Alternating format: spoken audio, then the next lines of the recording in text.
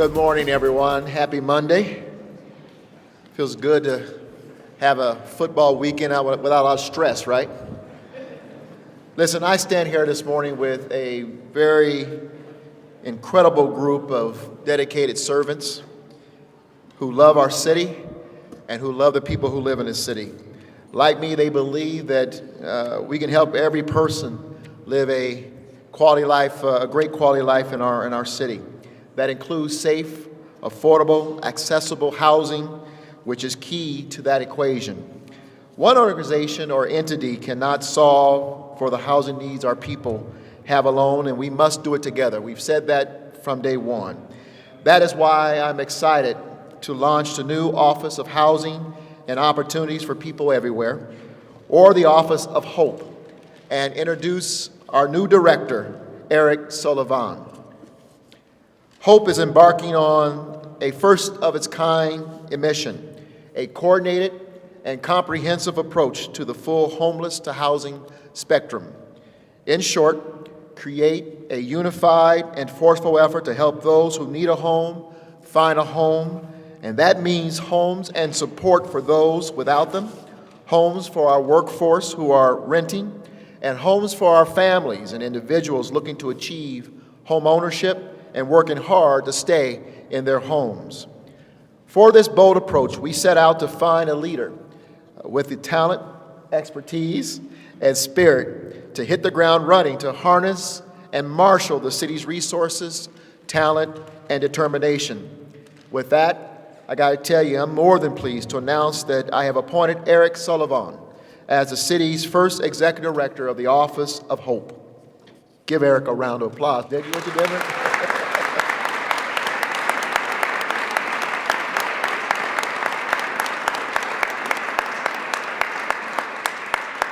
This extraordinary individual comes to us from the Philadelphia Housing Authority, where he served as Senior Vice President overseeing the Office of Policy and Planning. While there, he oversaw all multi-year housing plans across the spectrum from homelessness to homeownership.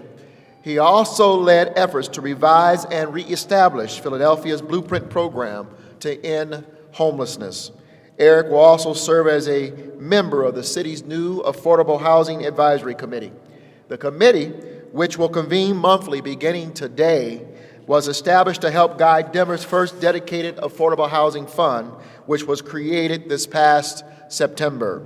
Recommendations from the committee will provide essential strategic input on uses of the dedicated fund, as well as help inform annual budget priorities and housing plans for the city. Providing quality housing for our people is some of the hardest work we do, and our dedicated team knows that we can do even better. We're all anxious to do even better.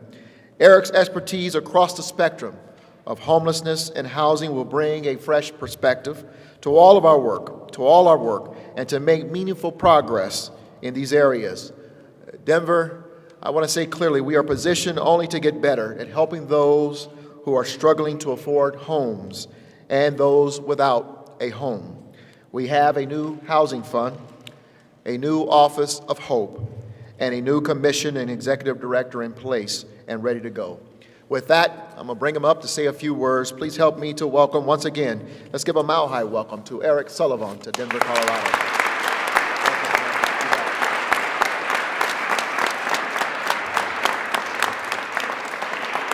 Thank you, Mayor Hancock. Thank you, residents of Denver and members of City Council and my colleagues on the administration for the honor to serve you as the Executive Director of Hope.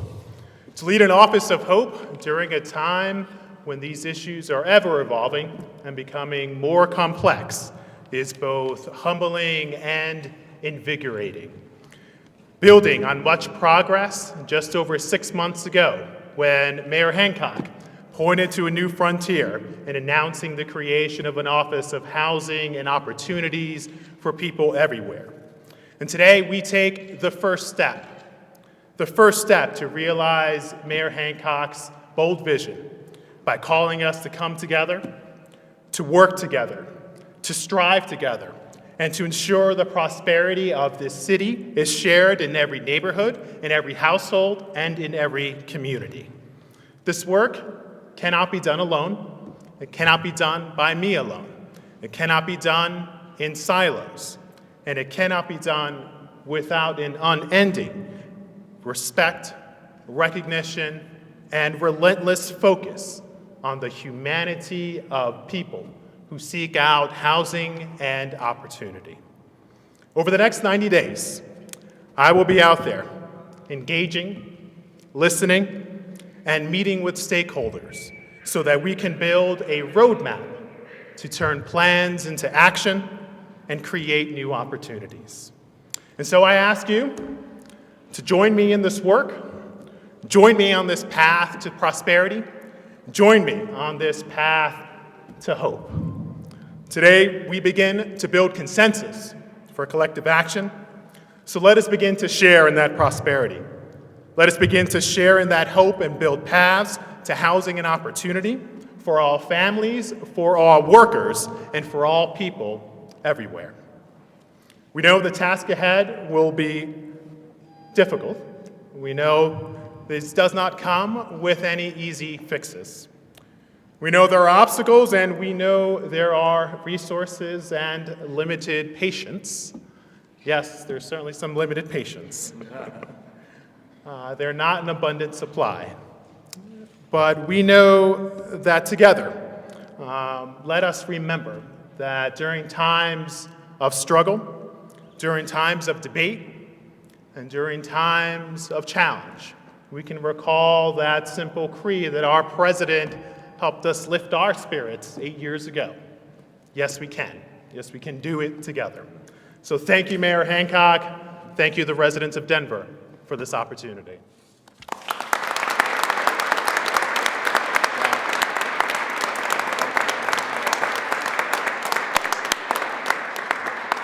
Before we open for Q&A, let me just thank all the folks who helped us conduct this national search where we uncovered this great gem in Philadelphia. And I hope you can see and hear from his words, as I found when I was checking references on Erik. And I'll never forget what someone said, is that he is not a head-of-the-table leader. He sits at the middle of the table, not with his fists clenched, but with his hands open and turned up to engage everyone. And so with that, Erik, we welcome you to Denver. We're excited that you are our new leader to facilitate coordination amongst this very multifaceted, multi-pronged approach across the homeless to housing spectrum. Let's open up for Q&A. We'll take some brief questions. Yes? Sullivan. What's your kind of understanding of Denver's housing challenges and how that fits into the kind of national picture? And introduce yourself. John Murray from the Denver Post. Face. You talk about national challenges going on and how Denver fits into the broader picture nationally. Sure. So, across the state and across the country, cities that are experiencing tremendous growth, as there's been an ever-increasing urbanization throughout the country, there's been challenges around affordable housing, around preservation of families who have been in communities for a long time and are now experiencing ever-increasing property values and prices. Those challenges, though somewhat distinct, are similar here in Denver. And I think the challenge that the mayor has put before the office is to work with our partners across the homelessness to home ownership spectrum to devise strategies and the roadmap to turn these plans into action and to address these issues holistically and comprehensively. And that is why this office is not just dealing with housing, it is also dealing with opportunities to engage in workforce training and opportunities to create more opportunities for neighborhoods of choice and opportunity. It's my word of the day. Anyone else? Yes, sir. Personal question, what will your budget be? What's your salary? That is a personal question. We are going to do what we call distributive budgeting, meaning that because we recognize that this issue crosses all the spectrums across the city, Various departments are participating in the budgetary process and will help to support Erik's operations, and we'll build that out as time goes. Erik, I believe, came in at 139. Is that about right? A little lower than that. Maybe a little lower than that. Taxpayer dollars. Say it again. Say it again. We'll get the right exact number. It's public information, so I mean, we'll get it for you. But I remember the negotiations. Go ahead. Oh, I'm sorry. Go ahead. Brad Vogel with Channel 7 here in Denver. I have a question for you. Is there something that Denver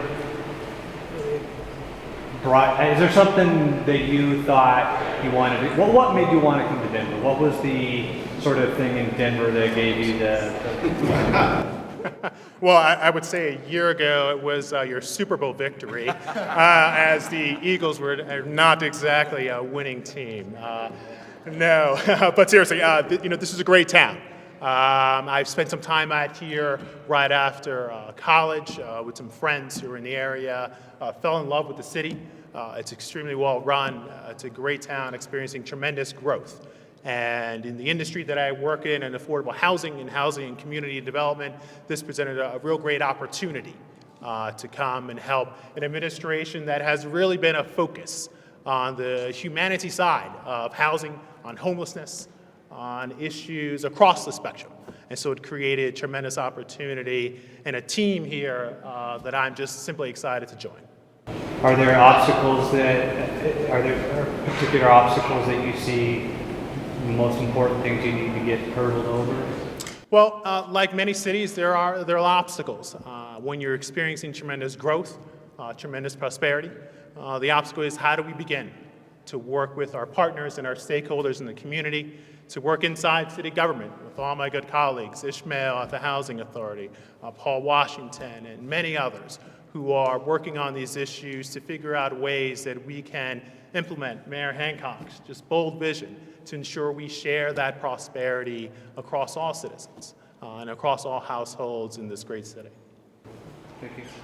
Erik Meltzer with Denverite. Can you bring this down to a little more practical level, sort of, a year from now, what's going to be different for someone who's homeless, who's maybe sitting down with a social worker for the first time, or a family that is worried about being evicted? I know you just got here, but what types of, sort of practically, what will you be working on? What will look different? Well, as I had mentioned, I think what's going to happen a year from now, that's difficult to answer. Because my charge at the outset of this office is really to engage our stakeholder community, to engage our internal partners as well as external partners, to devise what that strategy looks like, and to really focus on the action. As I talked about briefly in my remarks, creating that roadmap to implement the mayor's vision for how do we address the entire spectrum of homelessness to home ownership. That's going to be the focus. And how do we integrate the various services and opportunities, and not to mention all the tremendous work that this administration has already done in this area. How do we better connect the dots? How do we better fill in the gaps to ensure we are achieving the mayor's challenge? As Denver has been debating its new housing fund, and that's happened over the last 2 years. I don't know if that was on your radar, but how does that fit into the national picture as far as ambitious plans go? So the new housing fund is a good first approach. It's innovative. It's really thinking at ways in which to plug in some of the existing gaps around affordable housing. Now, on a national scale, there are many different models. Different cities take different approaches depending on the uniqueness of the challenge within that city. I would say this approach, beginning this afternoon, as I'll be meeting with the colleagues in the first Housing Advisory Committee meeting, we're going to be looking for ways in which to maximize the opportunities, look at some of the best practices of similarly situated funds to really achieve our goal of expanding housing and opportunities, again, across the entire spectrum, where homelessness and individuals and families experiencing homelessness will be a part of a full spectrum of services to move them into supportive housing, into stabilized, affordable housing, and hopefully, at some point, the eventual goal of home ownership. I'm Melinda with Urban. We provide housing and support services for homeless youth. And my question is, will your strategic plan and budget address the need for and lack of funding for support services? So the strategic plan is just beginning about 10 minutes ago. So we're working on that and hoping to address, again, the full spectrum, which includes youth homelessness as well. I can tell you in some of the work I've done in Philadelphia, we too, similarly in Philadelphia, had a youth homelessness issue. And what we did is we really focused on engaging our nonprofit stakeholders as well as partners to devise the most comprehensive ways, for example, for youth aging out of foster care, and for other challenged youth to ensure that they have those opportunities. And part of my approach of working from the middle out is going to be the ways in which we bring those partners together to address these complex issues. Thank you. Will you have any input on the Denver Police's present policy of getting rid of homeless permanent camps? Or are you going to be part of that discussion? Well, the mayor and I share the empathy and the need to focus on the humanity of all those who are experiencing homelessness. So as we look at the broad spectrum of challenges and ordinances, I'm going to be working very closely with my colleagues to address those issues and to ensure that we are doing everything we can to continue that focus on humanity. Creating and providing shelter, providing warmth are fundamental parts of respecting that humanity for those individuals and families experiencing homelessness. And we're going to look to fill in those gaps to ensure that we're moving forward on those issues. All right, thank you all very much.